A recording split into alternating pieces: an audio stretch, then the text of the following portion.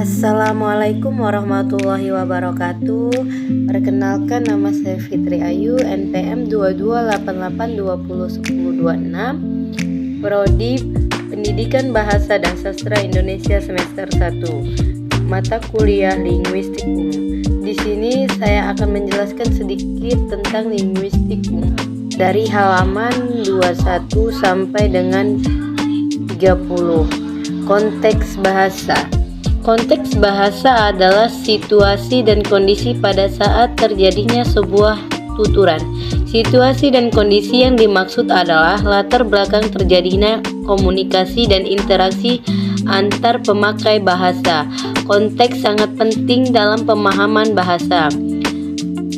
Salah satu contohnya adalah partisipan, terdiri atas penutur, lawan tutur, dan pendengar, dan orang yang dibicarakan. Aspek-aspek yang menyertai hal ini seperti status sosial, tingkat pendidikan, umur, dan sebagainya juga ikut menjadi bahan pertimbangan bagi penutur dalam menyampaikan tuturannya.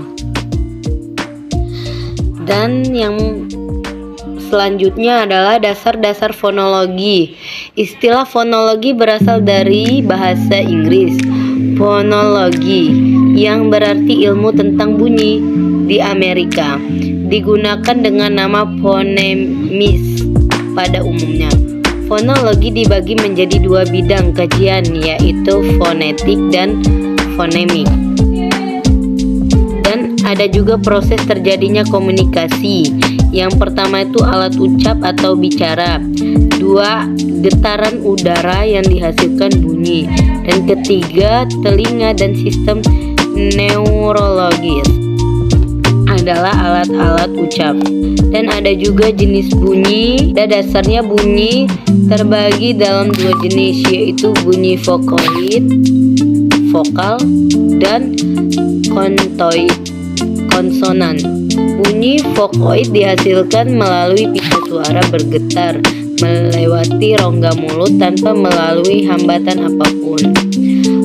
Vokoid adalah bunyi bahasa yang memungkinkan perbedaan fonem golongan vokal apabila telah dikaitkan dengan fungsi distinasifnya.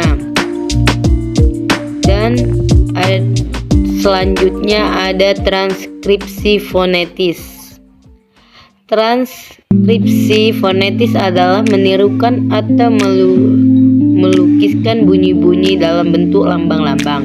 Inilah tugas terpenting di bidang fonetik. Fungsi dilakukannya transkripsi fonetik ialah agar dapat menirukan bunyi-bunyi sesuai dengan aslinya. Ada juga fonemik. Fonemik adalah cabang fonologi yang menyelidiki masalah bunyi-bunyi yang fungsional atau sudah memiliki fungsi pembeda arti. Jumlah fonem pada masing-masing bahasa berbeda-beda. Dalam Inggris 26, Indonesia 26, Jawa 20, Latin 26, Arab 30 fonem. Contoh fonem fungsional dalam Malu dan Palu. Dua fonem depan itu bersifat fungsional karena dapat membedakan arti. Jenis fonem terdiri dari dua jenis, yaitu fonem segmental dan fonem suprasegmental. Fonem segmental disebut juga fonem primer utama. Fonem inilah yang menjadi unsur dari sebuah kata.